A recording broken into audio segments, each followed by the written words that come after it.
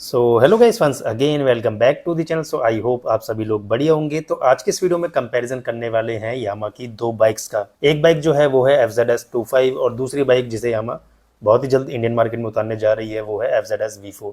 तो आज के इस वीडियो में कंपैरिजन करने वाले हैं इन दोनों बाइक्स का कि इन दोनों बाइक्स में आपको फीचर्स वाइज क्या क्या चेंजेस मिलेंगे, इंजन स्पेसिफिकेशंस परफॉर्मेंस वाइज क्या क्या चेंजेस मिलेंगे और प्राइस वाइज आपको क्या क्या डिफरेंस इन दोनों बाइक्स में देखने को मिलने वाला है। उन सभी चीज़ों की बातें इस वीडियो में डिटेल में करने वाले हैं। तो अगर बात करें इन दोनों बाइक्स के फ्रंट के लुक से, तो फ्रंट का जो लुक है वो ऑलमोस्ट इन दोनों बाइक्स का आपको सेम ही देखने को मिलने वाला है। FZS V4 में आपको जो न्यूली डिजाइन का जो हेडलैम्प सेक्शन है वो आपको देखने को मिलने वाला है। FZS V4 का जो हेडलैम्प सेक्शन का डिजाइन है वो भी पूरी तरह से चेंज कर दिया है और जो DRLs हैं वो आपको कुछ इस डिजाइन के अवेलेबल होंगे। वहीं FZS 25 के अगर मैं हेडलैम्प सेक्शन की बात करूं तो यहाँ पे जो DRLs का डिजाइन है वो आपको कुछ इस टाइप का मिल जाता है और यहाँ पे भी आपको सिंगल बीम प्रोजेक्टर जो सेटअप है वो देखने को मिलेगा और जो DRLs हैं वो कुछ ऐसे डिजाइन के अवेलेबल होने वाले हैं। वहीं FZS V4 में जो DRLs हैं उनको थोड़ा एक्सटेंड किया गया है और जो डिज़ाइन है वो कुछ इस टाइप का रहेगा। दोनों ही bike single beam projector setup के साथ अब अवेलेबल होंगी। FZS 25 तो हमें सिंगल बीम प्रोजेक्टर सेटअप के साथ अवेलेबल होती ही है, बट FZS V4 भी अब सिंगल बीम प्रोजेक्टर सेटअप के साथ अवेलेबल होने वाली है। तो फ्रंट में जो हेडलैम्प सेक्शन का डिज़ाइन है वो कुछ इस टाइप का रहेगा।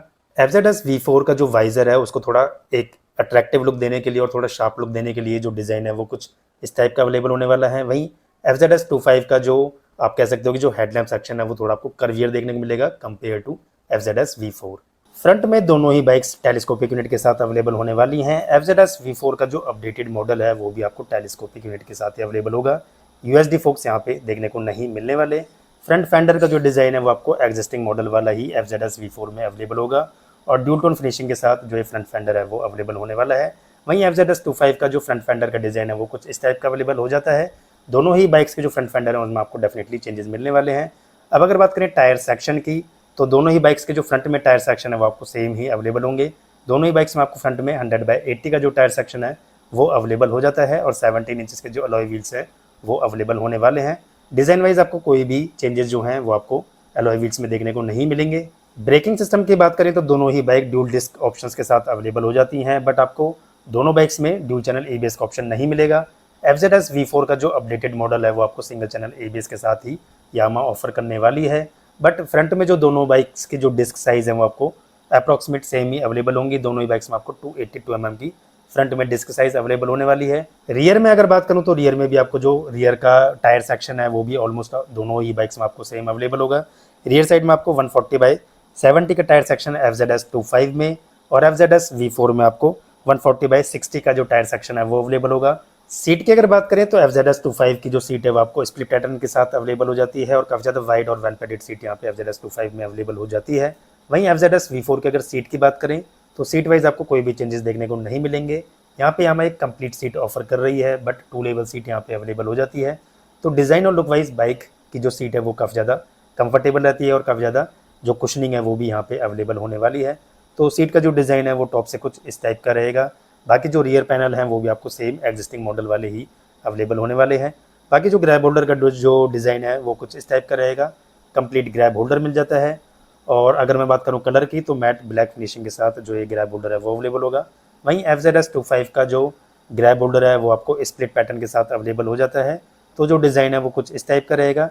बाकी जो रियर का पैनल है वो आपको FZS 25 में कुछ इस टाइप का अवेलेबल होने वाला है। रियर पैनल जो है वो आपको कुछ इस टाइप का अवेलेबल होगा। दोनों ही बाइक में यामा जो LED लाइट है वो ऑफर कर रही है।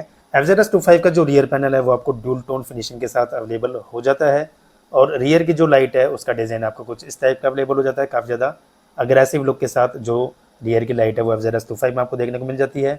तो मीटर कंसोल का जो डिज़ाइन है वो कुछ इस टाइप का रहेगा। Full digital instrument cluster with negative display के साथ जो ये मीटर कंसोल है वो डेफिनेटली अवेलेबल होने वाला है, बट हो सकता है कि यामा इसके अपडेटेड मॉडल में इस बाइक में आपको गियर पोजीशन इंडिकेटर का जो ऑप्शन है वो भी डेफिनेटली प्रोवाइड करे। बाकी जो डिस्प्ले है वो कुछ इस टाइप का अवेलेबल हो जाता है। वहीं FZS 25 की अगर मीटर कंसोल की बात करें तो FZS 25 का जो मीटर कंसोल है वो आपको थोड़ा बिग साइज का यहाँ पे अवेलेबल होने वाला है और जो डिज़ाइन है वो कुछ इस टाइप का रहेगा। तो FZS V4 का जो मीटर कंसोल है उसका डिज़ाइन आपको इस टाइप का अवेलेबल होने वाला है। बाकी मीटर कंसोल वाइज आपको कोई भी चेंजेस देखने को नहीं मिलेंगे। साइड की प्रोफाइल से बात करें तो दोनों ही बाइक एक अग्रेसिव और शार्प लुक के साथ अवेलेबल होने वाली हैं। FZS V4 का जो अपडेटेड मॉडल है वो काफ़ी ज़्यादा आपको एक अग्रेसिव लुक के साथ यामा ऑफर करने वाली है। बाकी फ्यूल टैंक का जो डिज़ाइन है वो आपको साइड की प्रोफाइल से सेम ही देखने को मिलेगा। फ्यूल टैंक के जो एक्सटेंशन हैं वो आपको ओल्ड मॉडल वाले ही अवेलेबल होने वाले हैं। बाकी जहाँ पे आपको ग्रिल पैटर्न्स हैं वो आपको क्रोम के साथ अवेलेबल हो जाती थी, बट इसके अपडेटेड मॉडल में यामा ब्लैकआउट यहाँ पे ऑफर करेगी। लोअर पैटर्न जो है वो आपको कुछ इस डिज़ाइन के अवेलेबल हो जाते हैं। बाकी फ्यूल टैंक का जो डिज़ाइन है वो आपको ओल्ड मॉडल वाला ही अवेलेबल होगा। FZS25 के अगर मैं फ्यूल टैंक के एक्सटेंशंस की बात करूँ तो FZS25 के जो फ्यूल टैंक के एक्सटेंशंस हैं वो काफ़ी ज़्यादा आपको शार्प अवेलेबल हो जाते हैं। एग्जॉस्ट नोट की बात करूँ तो एग्जॉस्ट नोट भी काफ़ी ज़्यादा आपको बल्की और शार्प लुक के साथ FZS25 में देखने को मिलता है। बाकी डू टोन की जो फिनिशिंग है वो आपको दोनों ही बाइक्स में अवेलेबल होंगी। FZS V4 का जो एग्जॉस्ट नोट है वो आपको एग्जिस्टिंग मॉडल वाला ही देखने को मिलेगा। तो दोनों ही बाइक्स में आपको ड्यूल फिनिशिंग के साथ जो एग्जॉस्ट नोट है वो अवेलेबल होने वाले हैं। बाकी दोनों ही बाइक्स में कॉम्पैक्ट लुक के साथ जो एग्जॉस्ट नोट है वो अवेलेबल हो जाता है। FZS V4 के अगर मैं टॉप से फ्यूल टैंक की बात करूं तो जो डिज़ाइन है वो कुछ इस टाइप का रहेगा। एग्जिस्टिंग मॉडल वाला ही जो डिज़ाइन है वो यहाँ पे देखने को मिलने वाला है। साइड से जो लुक है वो कुछ इस टाइप का रहने वाला है। ग्लॉसी रेड कलर के साथ यामा इस बाइक को ऑफर करेगी। बाकी अगर बात करें इसके फ्यूल टैंक की कैपेसिटी की तो 13 लीटर का ही जो फ्यूल टैंक की कैपेसिटी है वो यामा ऑफर करने वाली है। बाकी फ्यूल टैंक की कैपेसिटी वाइज आपको कोई भी चेंजेस देखने को नहीं मिलने वाले। तो फ्यूल टैंक का जो टॉप से डिज़ाइन है वो आपको ड्यूल टोन फिनिशिंग के साथ अवेलेबल होगा। सेंटर में आपको जो मैट ब्लैक फिनिशिंग है वो FZS V4 में अवेलेबल होगी। तो जो डिज़ाइन है वो कुछ इस टाइप का रहेगा। वहीं अगर बात करें FZS25 के फ्यूल टैंक की तो FZS25 का जो फ्यूल टैंक है वो काफ़ी ज़्यादा आपको बल्कि टाइप का देखने को मिल जाता है। फ्यूल टैंक की अगर मैं कैपेसिटी की बात करूं तो यहाँ पे आपको 14 लीटर की जो फ्यूल टैंक की कैपेसिटी है वो अवेलेबल हो जाती है। बाकी FZS25 में जो फ्यूल टैंक का ओपनर है वो आपको कुछ इस डिज़ाइन का अवेलेबल होगा। FZS V4 के अगर मैं फ्यूल टैंक की बात करूँ, FZS V4 में जो की है वो आपको इनबिल्ट ही फ्यूल टैंक में देखने को मिलने वाली है। तो इस टाइप का जो डिज़ाइन है वो आपको लॉक का फ्यूल टैंक में ही देखने को मिलने वाला है। वहीं FZS25 में जो की है वो आपको हैंडल बार के जस्ट ऊपर देखने को मिल जाती है। तो ये थोड़ा चेंजेस आपको दोनों बाइक्स में देखने को मिलने वाले हैं। साइड की प्रोफाइल से अगर मैं बात करूं तो FZS25 की जो साइड की प्रोफाइल है वो काफ़ी ज़्यादा आपको शार्प लुक के साथ अवेलेबल हो जाती है। काफ़ी ज़्यादा अग्रेसिव लुक यहाँ पे साइड की प्रोफाइल में FZS25 में देखने को मिल जाता है। वहीं FZS V4 का जो डिज़ाइन है वो भी काफ़ी ज़्यादा आपको एक अग्रेसिव लुक के साथ अवेलेबल होने वाला है। अब अगर बात करें कलर ऑप्शंस की तो FZS25 के कलर ऑप्शंस की बात कर लेते हैं। तो यहाँ पे यामा इस बाइक में 2 कलर ऑप्शंस ऑफर कर रही है। ये बाइक आपको मैट ब्लैक और मैट कॉपर कलर के साथ अवेलेबल हो जाती है, जिसमें आपको हैंडल बार में नकल गार्ड्स भी देखने को मिल जाते हैं। वहीं अगर मैं बात करूँ FZS V4 के अपडेटेड मॉडल में तो यामा इस बाइक में 3 कलर ऑप्शंस ऑफर करने वाली है। ये इस बाइक का रहेगा ग्लॉसी रेड कलर। तो इस टाइप का जो कलर का जो आपको लुक है वो देखने को मिल जाता है। FZS25 की अगर मैं प्राइसिंग की बात करूं तो यामा इस बाइक का जो भी एक्स-शोरूम प्राइस है वो 1,42,400 रुपीज़ के साथ ऑफर कर रही है। ऑन रोड अगर प्राइसिंग की अगर मैं बात करूं तो ये बाइक आपको 1,75,000 ऑन रोड प्राइसिंग के साथ अवेलेबल हो जाती है। वहीं अगर मैं बात करूं FZS V4 के अपडेटेड मॉडल में आपको कौन कौन से कलर ऑप्शंस मिलेंगे तो यामा इस बाइक को 3 कलर ऑप्शंस के साथ ऑफर करेगी, जिसमें आपको रेड, ब्लैक और ब्लू 3 कलर ऑप्शंस अवेलेबल होने वाले हैं।